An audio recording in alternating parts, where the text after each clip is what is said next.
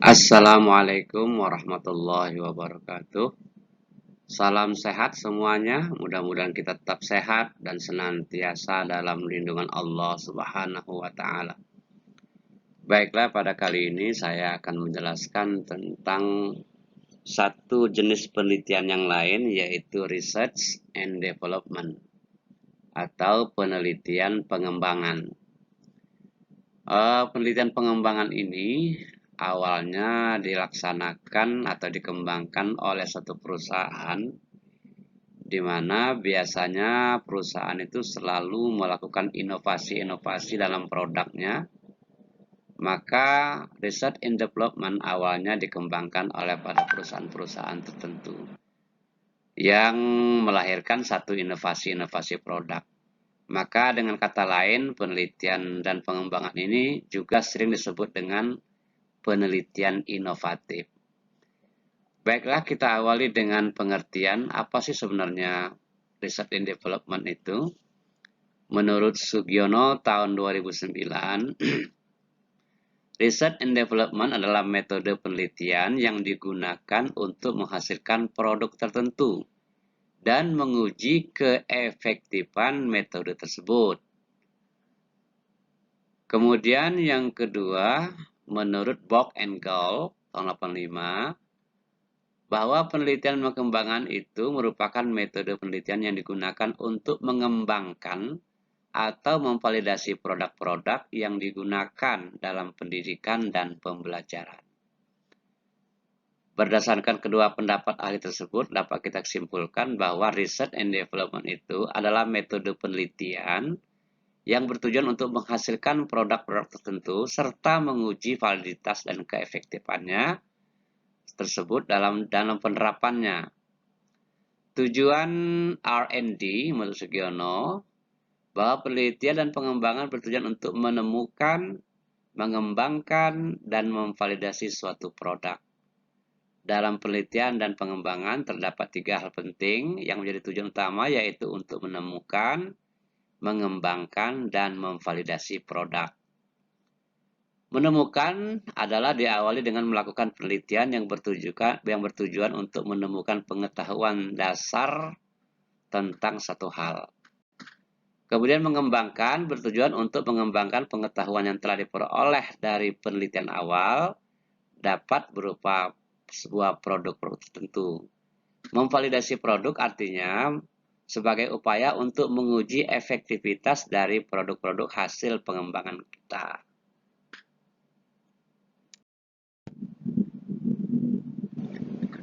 Kembali kepada Sugiono, produk-produk pendidikan yang dihasilkan bisa berupa kurikulum yang spesifik untuk keperluan pendidikan tertentu, media pendidikan, metode mengajar, buku ajar, modul, model uji kompetensi, sistem evaluasi, kompetensi tenaga kependidikan, penataan ruang kelas untuk penerapan model pembelajaran tertentu, model manajemen, model unit produksi, sistem pembinaan, sistem penggajian pegawai, dan lain-lain. Sementara menurut Sukmadinata, bahwa penelitian dan pengembangan adalah suatu pendekatan penelitian untuk menghasilkan suatu produk baru atau menyempurnakan produk yang sudah ada. Produk yang dihasilkan dapat berbentuk hardware maupun software. Produk software misalnya seperti program untuk pengolahan data, perpustakaan atau laboratorium, pembelajaran di kelas, ataupun model-model pendidikan, pembelajaran pelatihan, evaluasi, bimbingan, manajemen, dan lain sebagainya. Sedangkan produk hardware-nya bisa berupa modul, buku paket, alat bantu pembelajaran yang ada di kelas dan laboratorium, atau program pembelajaran. Penelitian dan pengembangan ini tidak sama dengan penelitian biasa yang hanya menghasilkan saran-saran bagi perbaikan. Penelitian dan pengembangan ini menghasilkan suatu produk yang bisa langsung digunakan. Model-model R&D, sesungguhnya banyak sekali model-model atau pola penelitian pengembangan yang dikemukakan oleh para ahli. Namun dalam hal ini saya hanya akan menyajikan dua model saja. Yang pertama model Borg and Gall, yang kedua model yang dikembangkan oleh Sugiono. Model-model R&D ini adalah menunjukkan langkah-langkah pelaksanaan penelitian dan pengembangan. Menurut Borg and Gall, ada 10 langkah penelitian pengembangan. Diawali yang pertama research and information collection, yang kedua planning, yang ketiga develop preliminary form of product, yang keempat preliminary field testing, yang kelima operational field testing, yang keenam operational product revision, yang ketujuh main field testing, yang kedelapan main product revision, yang kesembilan final product revision, dan yang ke-10 dissemination and implementation. Adapun skema ataupun langkah-langkah dari model tersebut dapat Anda lihat pada gambar berikut ini. Ke-10 langkah penelitian dan pengembangan menurut Borg and Gall dapat dijelaskan sebagai berikut. Yang pertama, research and information collection atau penelitian dan pengumpulan data. Langkah pertama ini mencakup analisis kebutuhan, penelitian pustaka, penelitian literatur, penelitian skala kecil, dan standar laporan yang diperlukan. Untuk menjalankan analisis kebutuhan, terdapat beberapa kriteria yang berhubungan dengan urgensi pengembangan produk dan pengembangan produk itu sendiri. Juga ketersediaan SDM yang kompeten dan kecukupan waktu guna pengembangannya. Adapun studi literatur dijalankan untuk pengenalan sementara terhadap produk yang hendak dikembangkan. Dan hal ini dilaksanakan untuk mengumpulkan temuan riset dan informasi lain yang berkaitan dengan pengembangan produk yang telah Anda rencanakan. Sedangkan riset skala kecil perlu dijalankan supaya peneliti mengetahui beberapa hal tentang produk yang hendak dikembangkan. Yang kedua, planning atau perencanaan, yaitu merupakan proses penyusunan rencana penelitian yang meliputi kemampuan-kemampuan yang dibutuhkan dalam melaksanakan penelitian, rumusan tujuan yang akan dicapai melalui penelitian tersebut, desain atau langkah-langkah penelitian, serta kemungkinan pengujian dalam ruang lingkup yang terbatas. Langkah yang ketiga yaitu develop preliminary form of product atau pengembangan draft produk awal, yaitu merupakan langkah yang tidak kalah penting.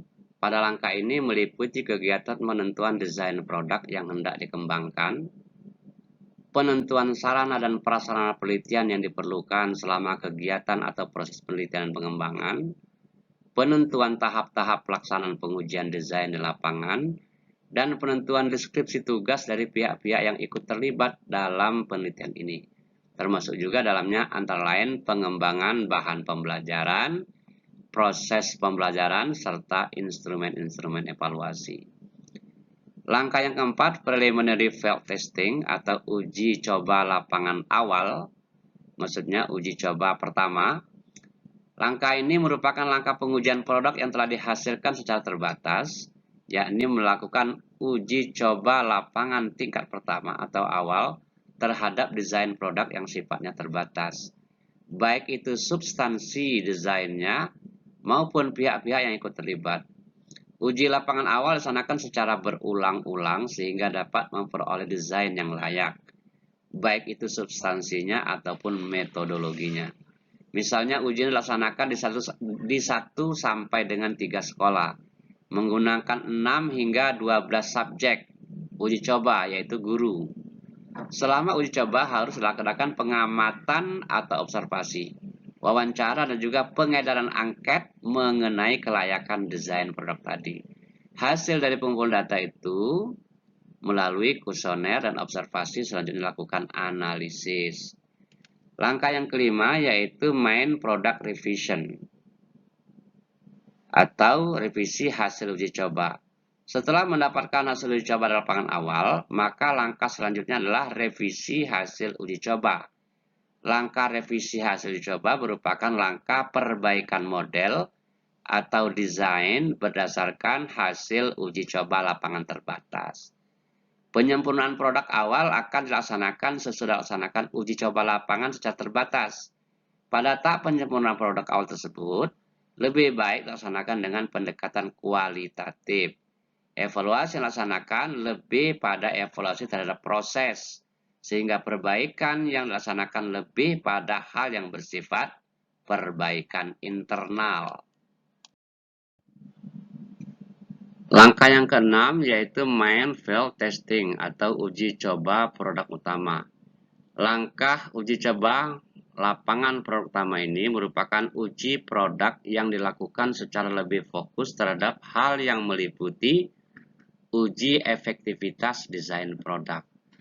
Objektivitas desain umumnya langkah memakai teknik eksperimen model pengulangan.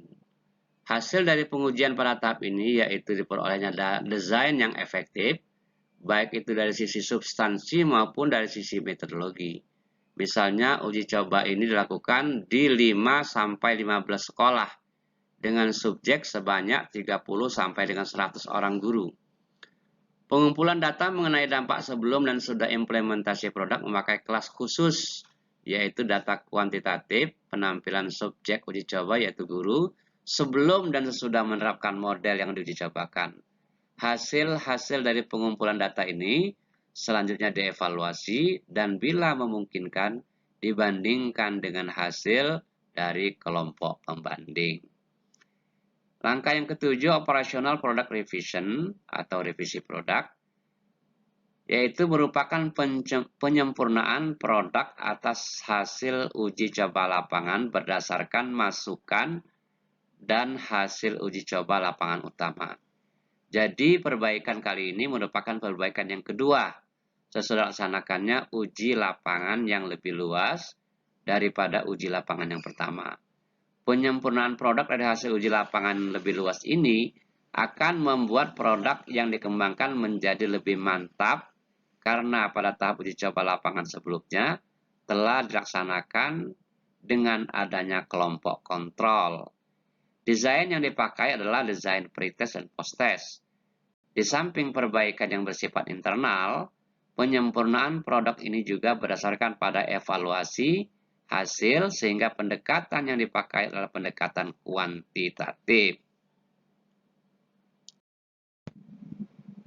Selanjutnya, langkah yang ke-8, operational field testing atau uji coba lapangan skala luas atau uji kelayakan. Pada langkah ini sebaiknya dilaksanakan dengan skala yang lebih besar karena meliputi uji efektivitas dan adaptabilitas desain produk. Dan uji efektivitas dan adaptabilitas desain yang melibatkan para calon pemakai produk tersebut. Hasil dari uji coba lapangan berupa model desain yang sudah disiapkan dan diterapkan, baik dari sisi substansi maupun metodologinya. Misalnya uji coba yang dilaksanakan di 10 sampai dengan 30 sekolah dengan subjek sebanyak 40 sampai dengan 200 guru. Pengujian ini dilakukan melalui angket, wawancara, dan observasi, dan hal yang kemudian hasilnya dianalisis. Yang ke-9, final product revision atau revisi produk final. Langkah revisi produk final ini merupakan penyempurnaan produk yang sedang dikembangkan. Penyempurnaan produk akhir dipandang perlu guna lebih akuratnya produk yang sedang dikembangkan. Pada tahap revisi produk final ini telah diperoleh suatu produk yang tingkat efektivitasnya bisa dipertanggungjawabkan.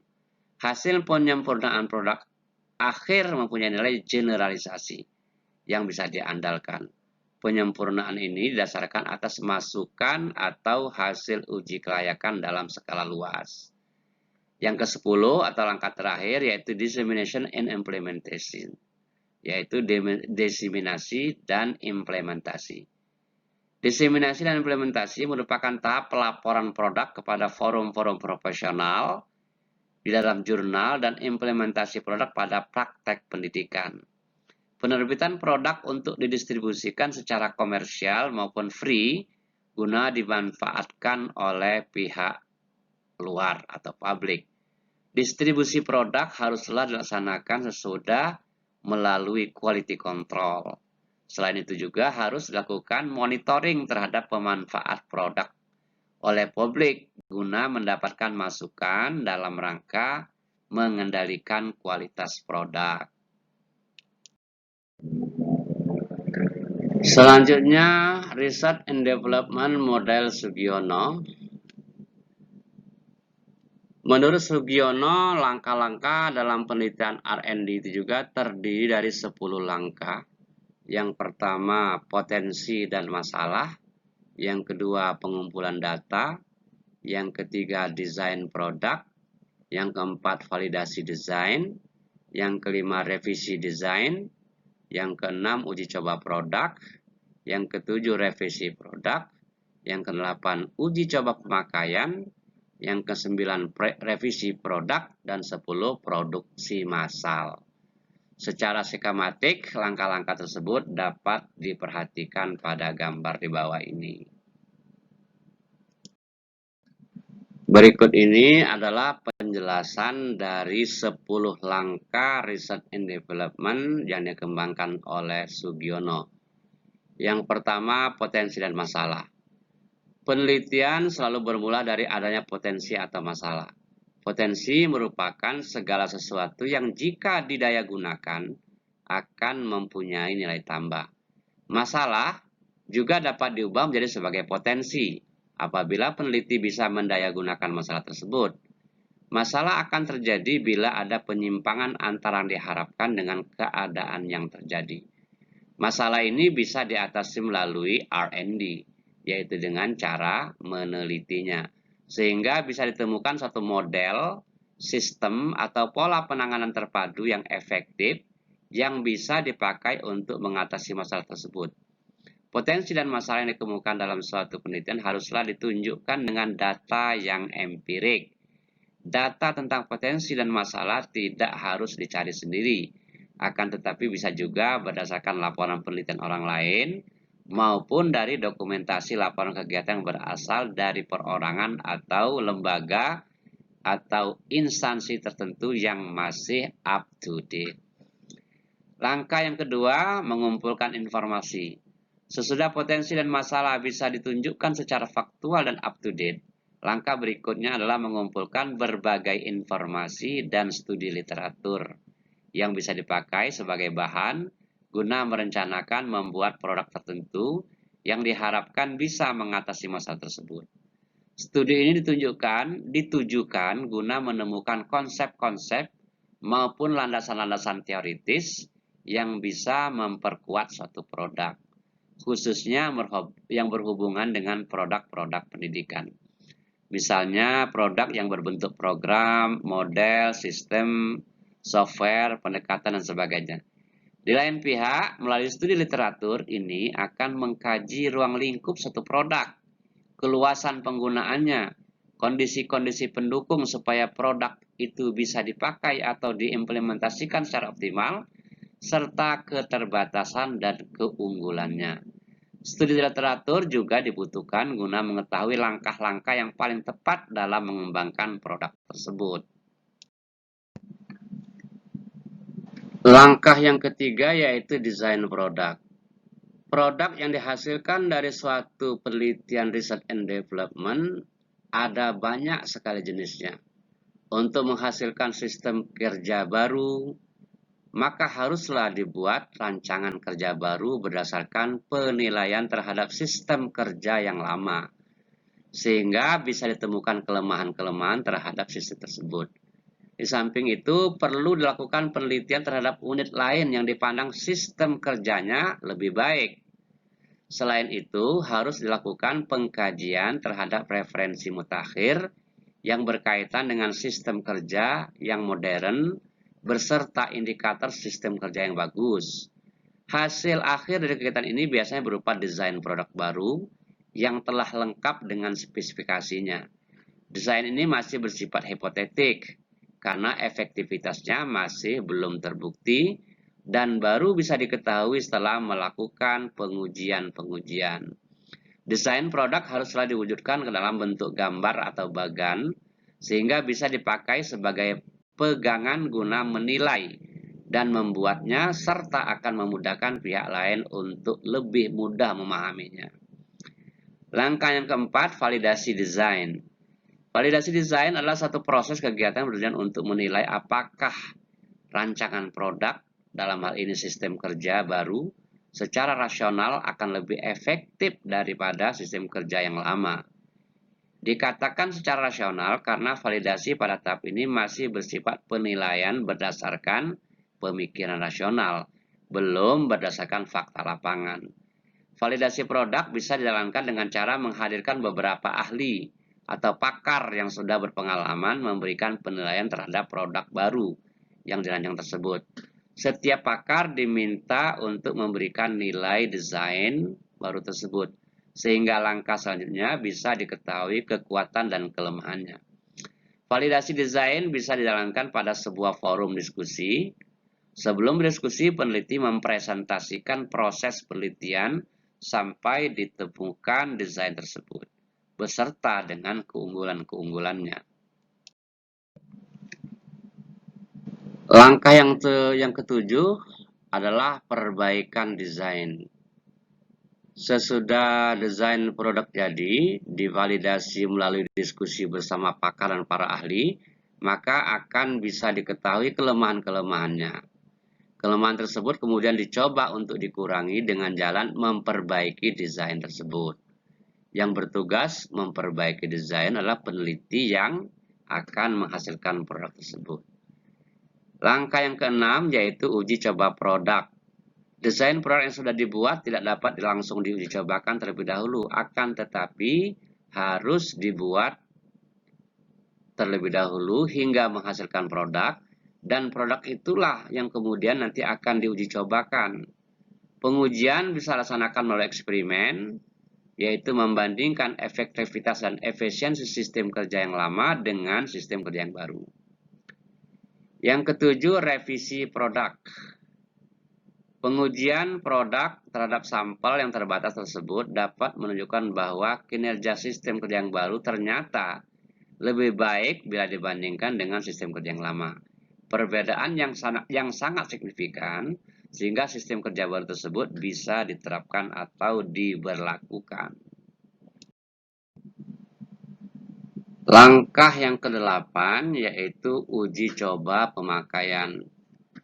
Setelah pengujian terhadap produk dihasilkan sukses dan mungkin ada revisi yang tidak begitu penting, maka langkah berikutnya yaitu produk yang berupa sistem kerja baru tersebut diberlakukan atau diterapkan pada kondisi nyata untuk ruang lingkup yang lebih luas.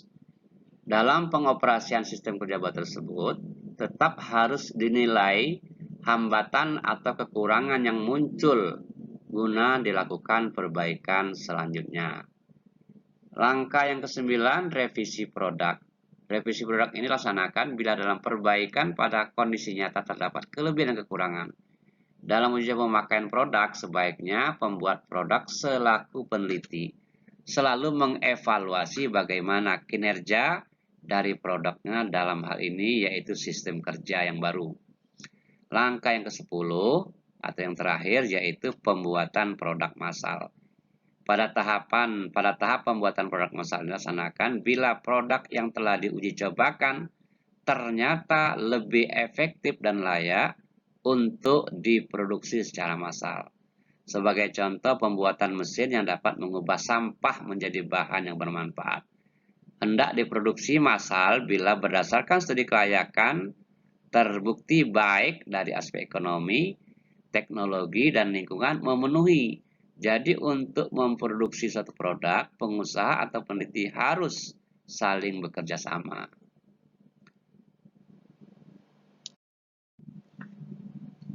Demikianlah penjelasan secara ringkas. Untuk lebih lanjut, lebih jelas, Anda bisa melihat beberapa referensi berikut. Barangkali ada yang kurang jelas ataupun kurang paham, Anda bisa melihat bukunya Borg and Gold judulnya Educational Research, An Introduction, 5th edition, New York, Longman 1989.